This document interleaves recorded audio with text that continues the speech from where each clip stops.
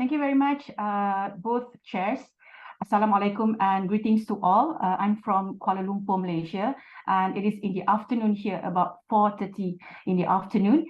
So greetings to all. My name is Jowati binti Juhary, and I'm from the National Defence University of Malaysia, Kuala Lumpur. Today, I would like to share this topic here, military pedagogy. I'm very passionate about this, simply because I'm working in the Defence University. So basically, I'm looking at how do we define, in the Malaysian context, military pedagogy. So specifically today, I'm going to share the characteristics of military pedagogy in Malaysia. So, wait, I'm not able to change the slide. Okay, so basically, this is or the table of content. We are going to start with introduction, what and why, and then selected literature, of course, on military pedagogy. And then the methodology, basically, I observe classes for about 10 years, 20 semesters. And then the analysis and discussions.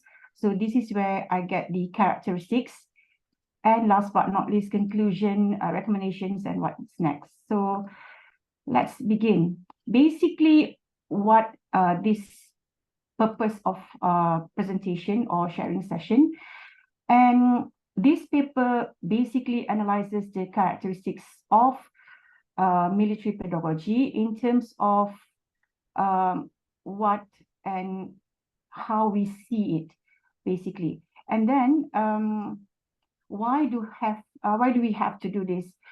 Basically, military pedagogy is not well known in Malaysia as well as in the Asian region.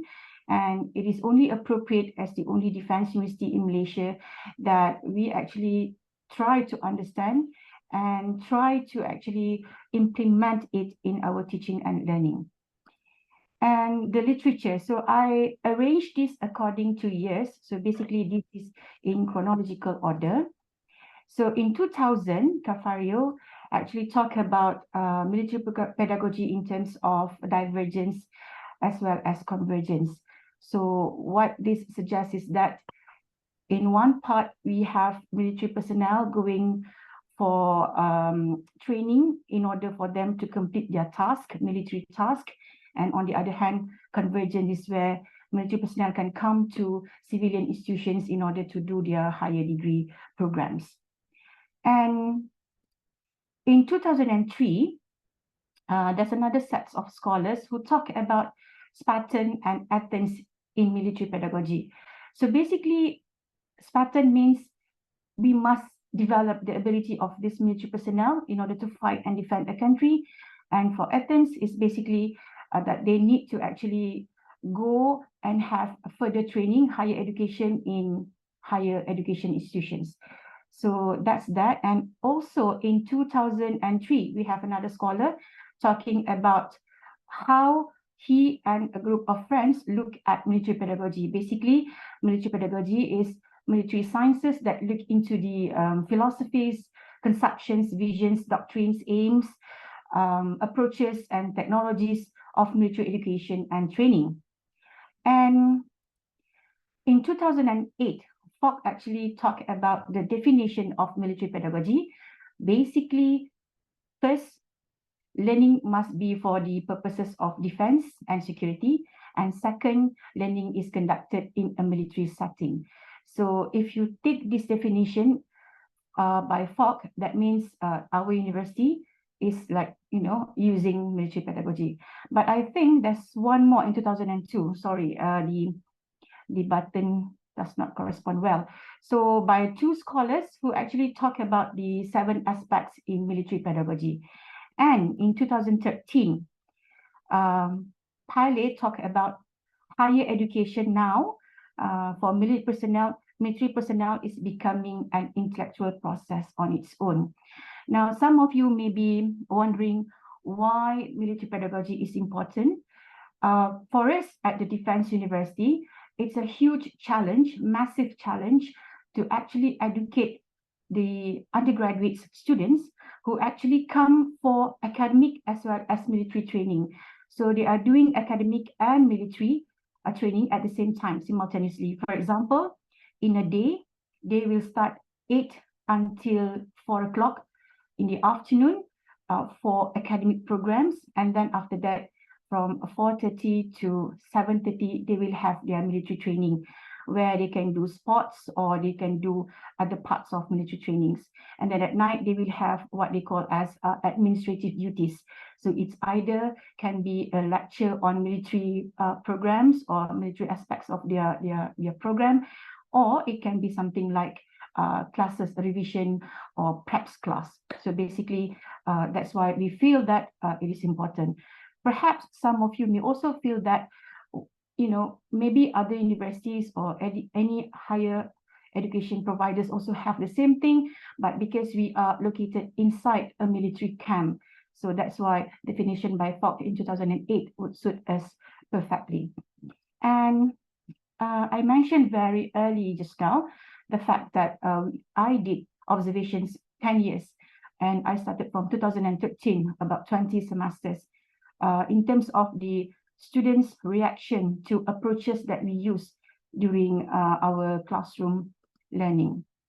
So basically, what is it that I did observation, as I said just now, and then in terms of how, based on these 20 semesters, which actually stopped last year, I actually managed to have like 4 action research on the students' behaviors, the learning and teaching approaches, as well as the students' learning activities.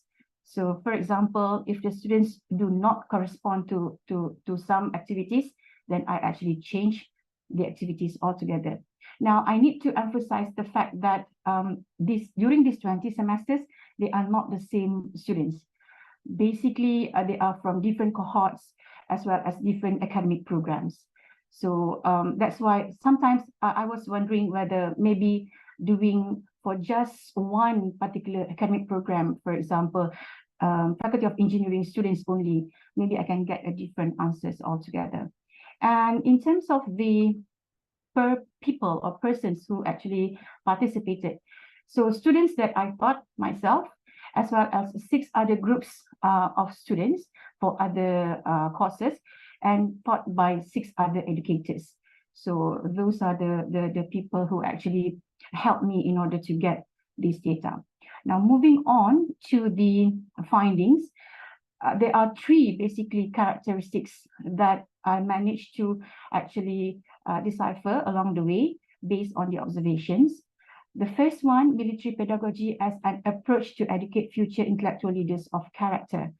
And at the Defense University, we actually look at 50% excellence, academic excellence, and another 50% in terms of their military prowess.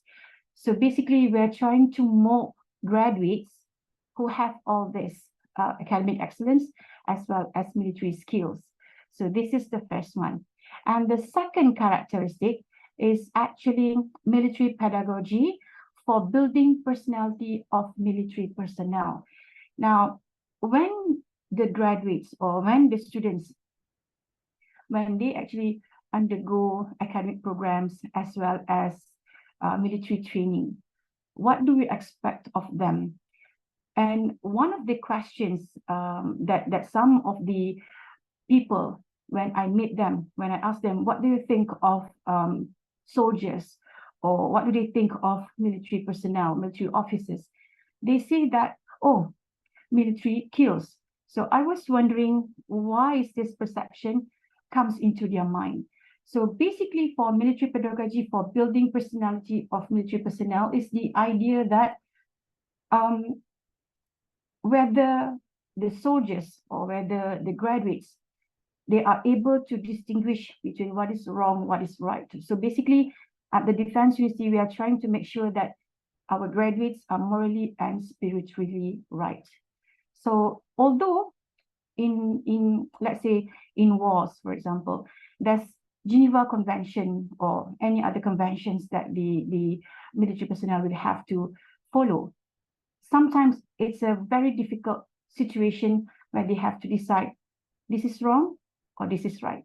So that's what I can see from the observations. Whenever that we have to discuss issues, some of them, they are not sure of, how to actually defend their ideas, or how to actually put their situation in the correct order. And last but not least is military pedagogy as a balanced mixture for critical teaching and learning aspects. So under this, we have actually three aspects. The first one, the balance between military personnel who act as lecturers as well as civilian lecturers. So the military cadets, especially, they need to see a role model where they will have to share, let's say the military officers acting as the lecturers, they will share what's happening on the ground, for example. Now, I think I need to explain this further. At the Defense University, we have about 70% military cadets, and then we have what we call as the civilian students. Now, civilian students, they are divided into two categories. The first one, what we call as Reserve Officers Training Unit students, where all students actually who are not actually selected for military cadetship, they have to go to Road 2, Reserve Officers Training Unit training. But some of them, they are not successful. So that's why we have like three categories, basically. The military cadets, the Road 2 students, as well as the pure civilian students. So basically, in order to get the role modeling right, so that's why we have like civilian lecturers as well as military lecturers teaching some of the classes. And the second one is actually teaching and learning approaches. I believe that this is happening in all universities or higher education providers throughout the world, where we have, or we start the program, academic program, with what we call as the drill and practice technique, or behaviorism, basically. So for the first year and second year, we actually use a lot of behaviorism. And then eventually the third and final year, fourth year, or the fifth year, we have what we call as constructivism, where we encourage the students to share ideas, to debate issues, etc. And the last one is actually the teaching platforms.